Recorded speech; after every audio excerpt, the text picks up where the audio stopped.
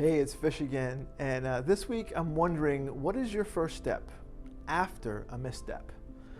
See, I'm wondering, what is it you first say and what is it you first do when you make a mistake?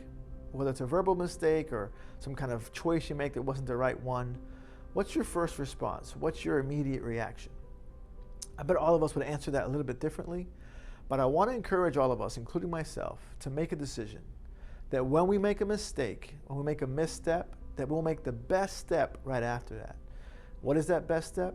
Well, it's owning it, to take responsibility and express remorse. See, because if we say anything else or do anything else, it's actually going to compound the problem we've already created. So the best thing to do when we make a mistake is to express remorse, to own it and take responsibility. Here's why that's important. Because most of us, not everyone, but most of us will respond to humility, a humble approach, with mercy. And it's a lot more likely that we'll move forward to make things right, to get back on course, if the person who makes a mistake just has some humility and expresses some remorse. See, I believe we all get that quality from our Creator. We're all made in the image of God, the Bible says. And it also says in James verses 4 and 6 that God opposes the proud, but gives grace to the humble. It says that he actually comes close to those who come close to him. And I believe we all reflect that in some way, shape, or form when people approach us after a mistake with a sense of humility, a sense of remorse, and taking responsibility. I want to encourage you to approach your relationships at work, your relationships at home, wherever you have relationships, with a sense of humility and remorse after you make a mistake.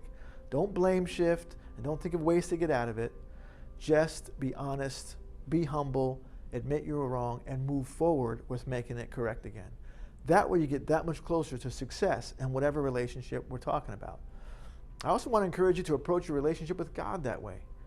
Because God opposes the proud but gives grace to the humble, when we approach him with humility, admitting our imperfections, admitting that we're wrong, man, he really wants to draw us close to him in relationship. He wants to give us the gift of the righteousness of Jesus Christ when we admit that we're wrong and we admit that we need him. I really hope you'll think about these things, and I hope you give me a call. I'd love to discuss this with you. Hope you have a great week. God bless. We'll see you next time.